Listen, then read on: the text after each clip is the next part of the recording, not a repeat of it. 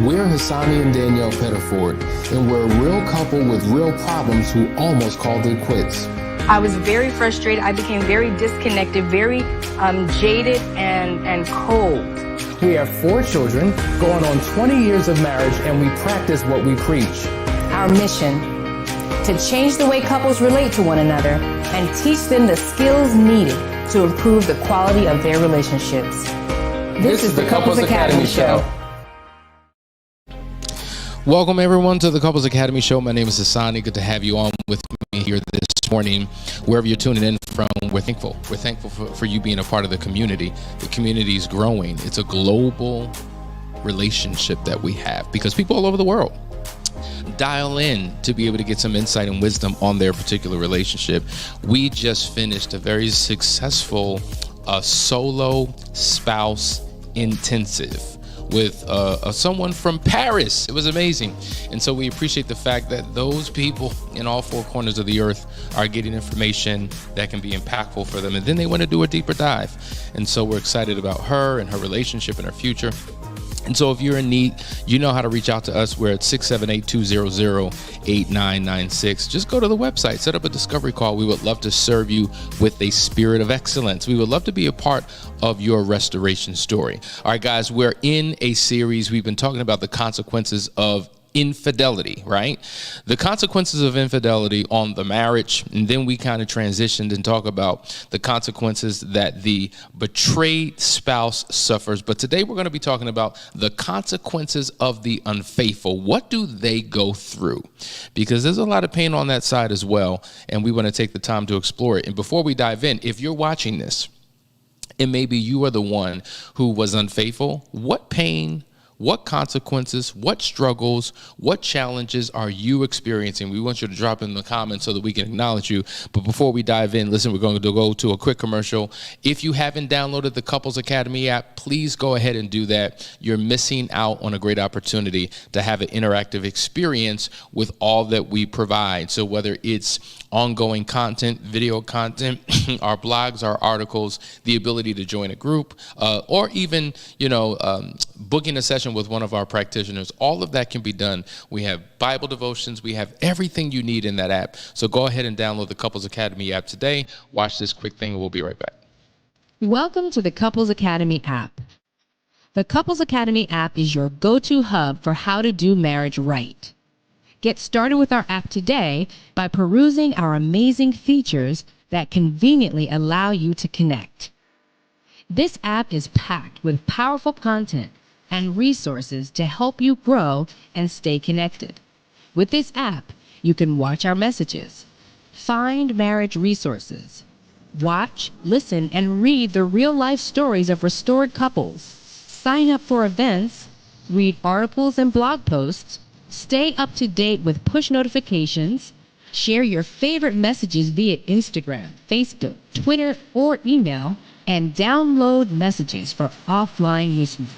For more information about the Couples Academy app, go to couplesacademy.org.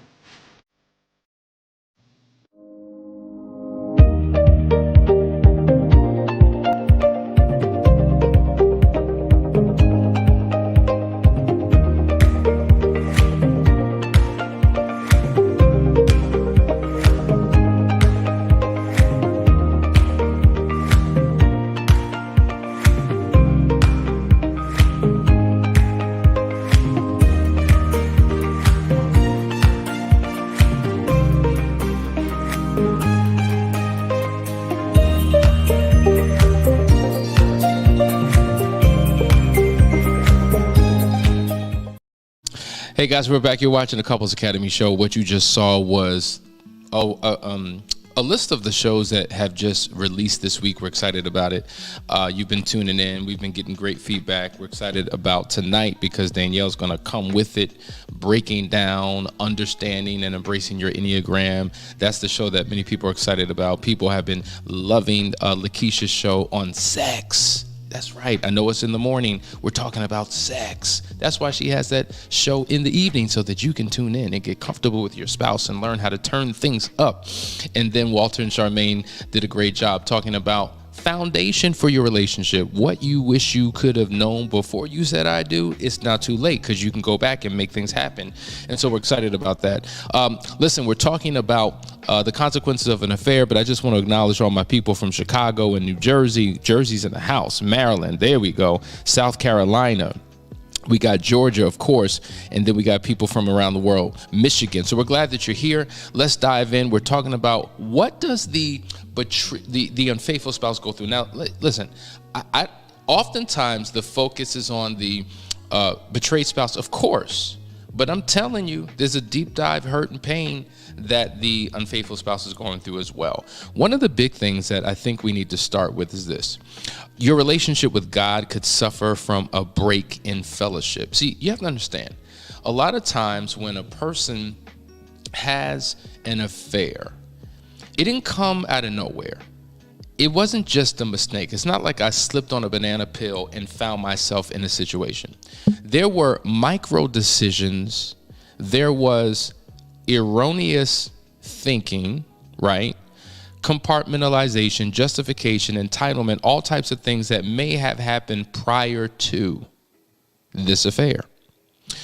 And oftentimes when we talk about that, there's three relationships we have, right? The relationship you have with your spouse, that's the primary relationship that we're thinking about, but that is a very horizontal relationship.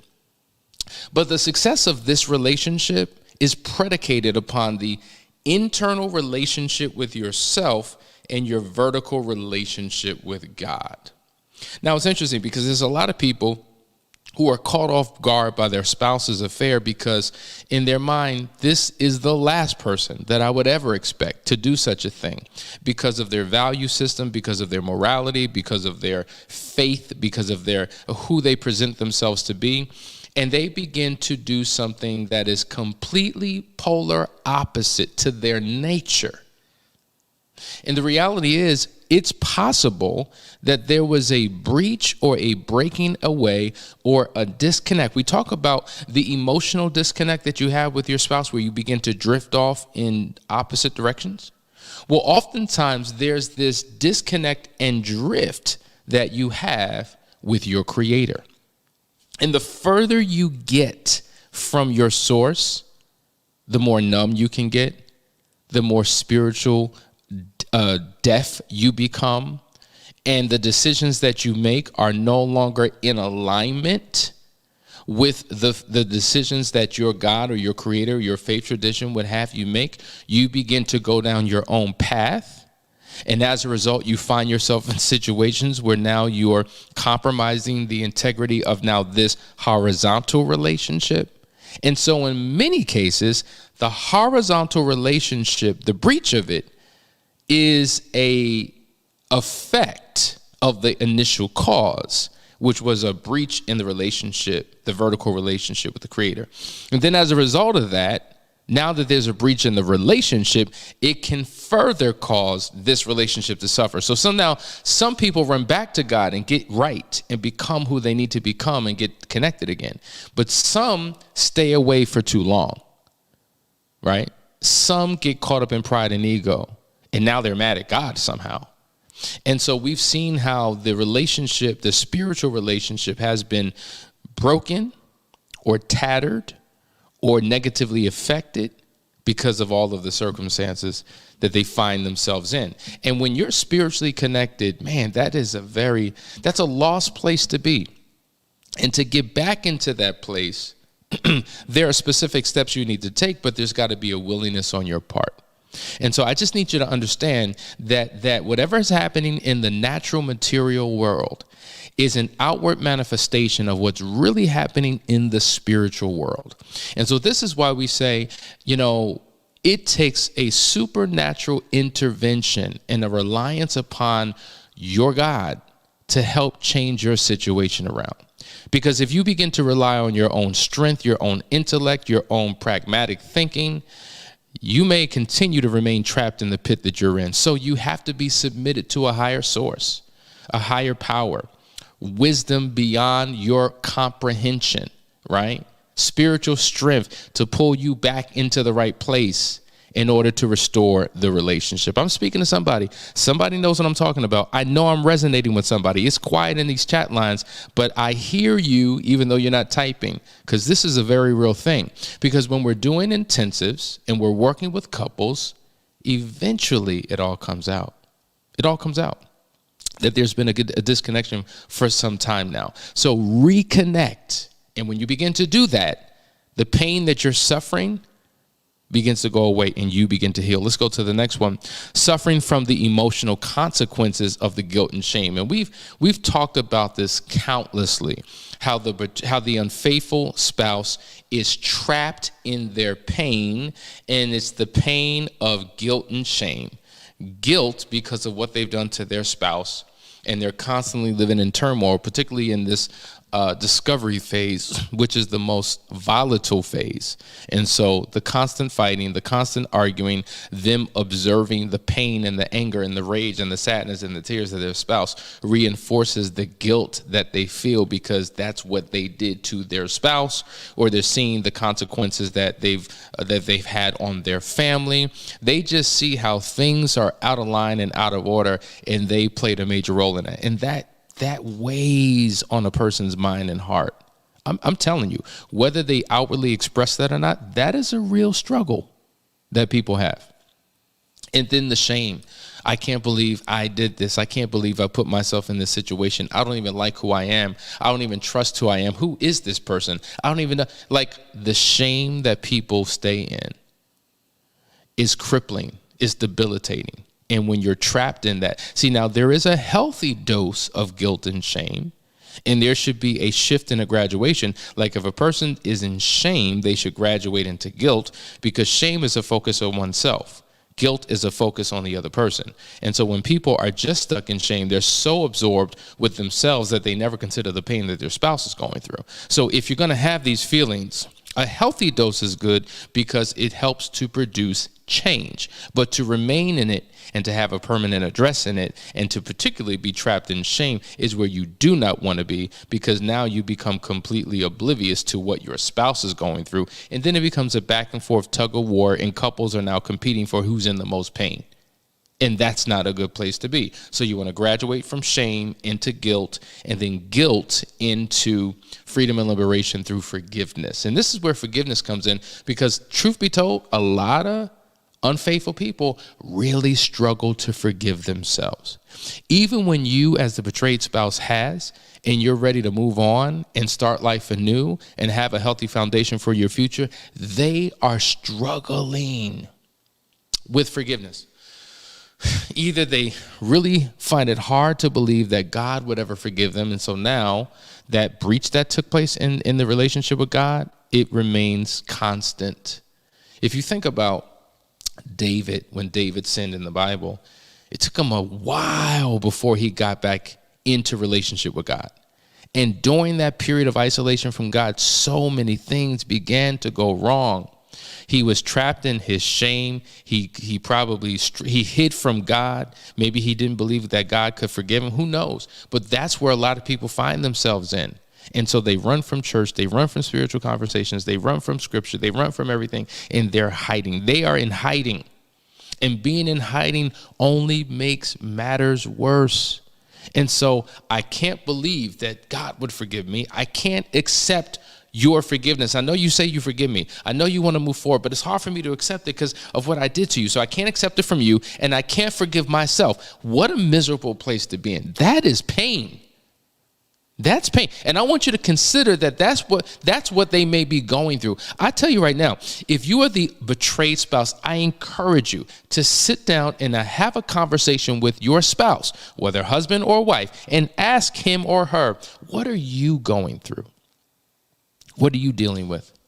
What are your battles? What are your struggles? How are you showing up and dealing with life on a day-to-day basis? Because I guarantee you, if you give them space to do it, they will share. The reason why the unfaithful person cries in the dark and doesn't reveal a vulnerable disposition towards you is because oftentimes they feel like there's no safety here.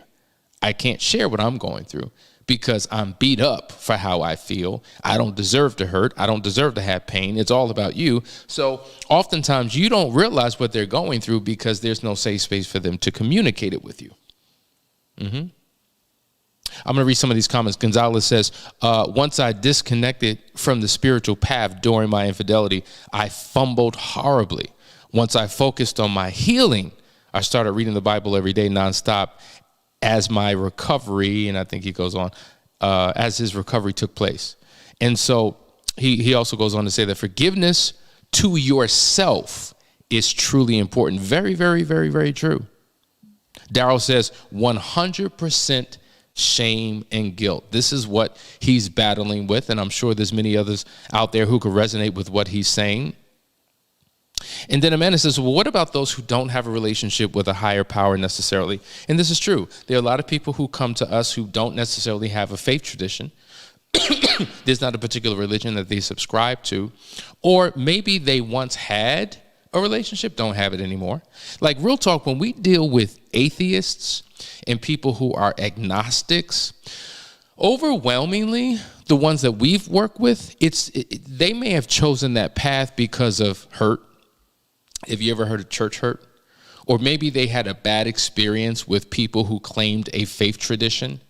And because they saw the hypocrisy and they suffered bad treatment from human beings who claim a faith, they've rejected the faith altogether.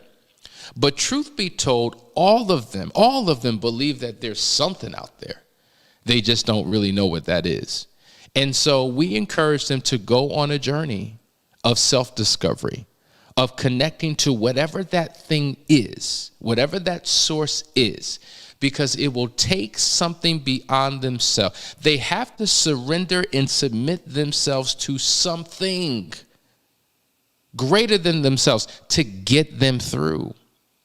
And so, yes, there are some people who wrestle with it. There are some people who on a scale of 1 to 10 would say that they're at a 1 or a 0 when it comes to spiritual awareness or spiritual intimacy. But that is an area that we begin to lean into, and they realize how helpful and healing and free it makes them when they do that. I'm reading these comments in real time. Let me go to this one. Let me put my shades on, my glasses on. Dealing with my husband's affair that lasted 1.5 years has been hard. He gave me the gory details that I didn't ask for, but I can't get an explanation for a lot of details of why he let this affair go on for so long. I wish I could get the affair off my mind. We are seeing a counselor and going back to church. Well, D, I'm glad that you were going back to church. I'm glad that he was transparent and did share things with you. You know, the details is really it's a fine line, because some people want to know, but knowing makes them worse. Some people don't want to know, and not knowing makes them worse. So some people, when they hear the truth, it can help them. Others, it can hurt, harm, or hinder. So there's a delicate line about what's appropriate and what's not. I gave somebody this example the other day. I said, listen, think about the difference between Babyface and Prince. I think you'll get this for those who know who these artists are. They're both talking about intimacy and romance and sex in a relationship. One is gory. One is more appropriate to play on the radio. One is more explicit. One is more creative in their expression. Same message, but it's delivered two different ways. Would you agree with that? Likewise, when it comes to revealing the details of the affair, there's a proper approach so that it doesn't hurt, harm, or hinder, but it actually helps. But the why is really what it's all about. That's where people remain trapped the most. Understanding the why. And so this is why it's so important to help somebody dig into the why. And guess what? The reason why some people fail to tell the details or fail to tell the why is because there's some deeper hurts and pains that they may not be willing to admit to. And this is what I'm saying, guys. Trust and believe. If a person was unfaithful, they were broken. They had their own pain, their own hurt that they did not know how to properly deal with. And so it came out in an unhealthy, destructive way. and as a consequence created pain and hurt and brokenness within you and within the family. It's a real thing. We just had a session with a family and heard from the children about what they were going through as a result of one of the parents' poor choices and bad behaviors. So it affects the entire household, but just know, whatever pain that you are seeing in everybody else, there's a level of pain that the unfaithful partner is going through. Here's another challenge that the unfaithful partner has, whether you realize it or not. A lot of them are spending numerous hours replaying their failure. Now, here's the reality. They don't want to talk about it. Do we need to talk about this? How long are we going to? I just want to move on. I don't want to think about her. I don't want to think about him. I don't want to think about that. They don't want to have conversations with you all day, every day, 24 hours a day for the rest of your life about this. But trust and believe they are having conversations with themselves about it. And they're replaying it again and again and again. And they're beating themselves up about the decisions that they made. And if I could have just did this, and if I hadn't done that, this would never have been my reality. Trust and believe, just like you are haunted by the horrible memories of the past, they are as well. Now, it may not be everyone, but I guarantee you, because we do this, we bring men and women alone in their own social space, and we begin to talk. And when they begin to talk, you begin to get so much insight on what's going on internally. There is a battle that the unfaithful partner is going through where they're constantly wishing that they could replay the past and change and correct. And that's also a part of the problem, because you can't change the past. The only thing that you can do is change your relationship with the past. And so trying to live in, constantly living in regret and wishing it never happened, and man, if I could just turn back the clock, is not productive.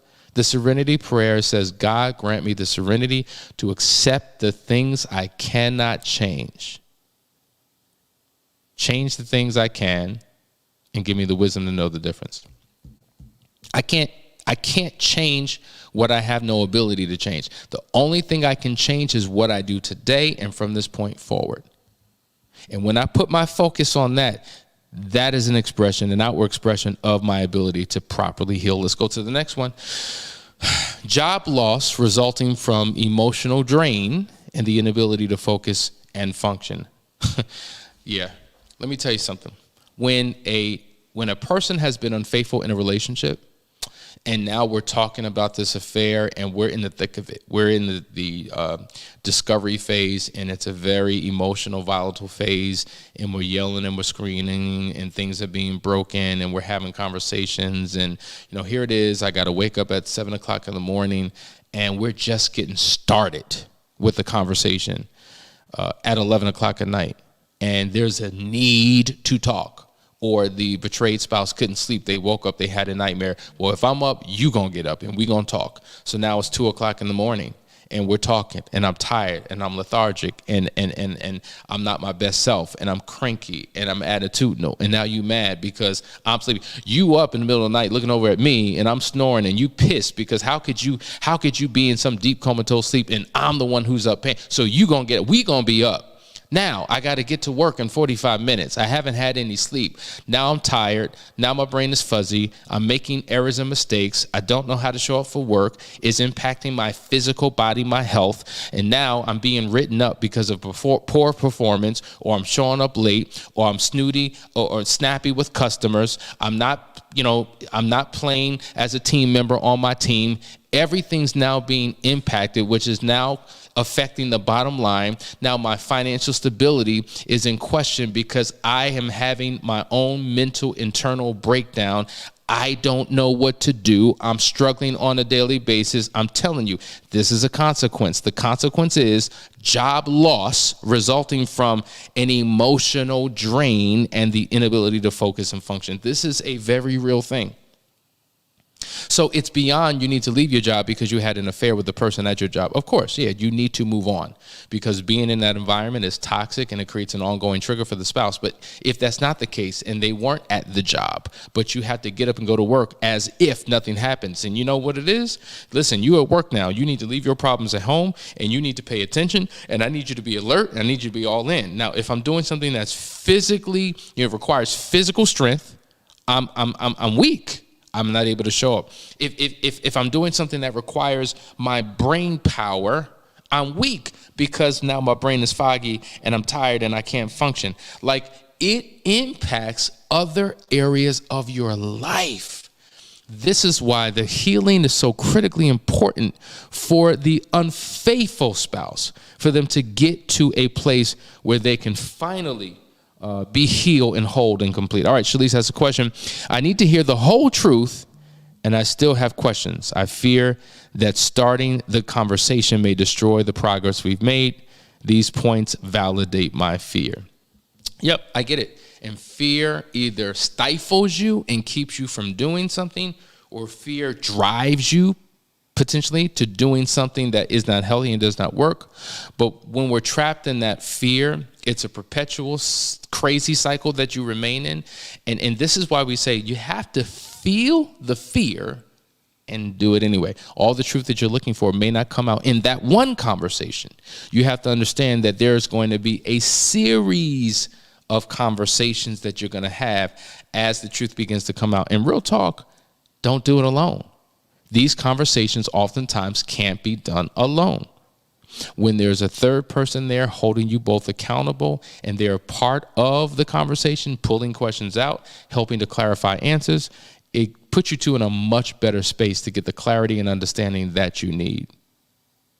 I'm just going to these comments. Just can't really understand how he could hide this from me for so long and how I never saw it. I love him, but the pain in loving him is so great. All I do is make sure no one treats him different. I worry more about how he feels than I think of me. Yeah. This is a real situation. Oftentimes we're protecting our partner. We don't want other people to think about them differently, but we struggle with how in the world did he get away with this for so long? How did I not know? How did I not see? I trusted. I'll never trust again. Ever. I don't even trust myself anymore. We talked about some of those challenges that the betrayed spouse has on yesterday about their inability to trust. It's a global mistrust. I don't trust you. I don't trust myself. I don't trust the relationship. And so it requires a deep dive journey that you take together to begin to find healing where, guess what? Trust can be restored, because there are many couples who have 100% restored trust in their relationship. They do, but it's a process that you have to embrace. Okay, we got a couple more points. Here's the last one. Illness resulting from stress, depression, anxiety, etc. Let me tell you something. You go to the hospital, something's wrong, doc, my heart, my head, I don't know, I got this rash, I'm breaking out, I got this pain on my side, what is it, doc? We do all types of tests, all types of scans, we can't figure it out. I don't know, it's just stress. Like, I can't put my finger on it and say that it's this, it's just stress. And that's something to be alarmed about, because stress metastasizes into sickness and disease. And see, wherever you're experiencing pain in your body, if it's in my heart, if it's in my kidney, if it's in my back, if it's in my eye, if it's in my neck, my shoulder, wherever it is, you have to understand that every physical ailment has a corresponding emotion attached to it. Right? So stress, which are negative emotions that are trapped in your body, cause physical pain in certain parts of your body. So if you can't pinpoint, okay, what is this?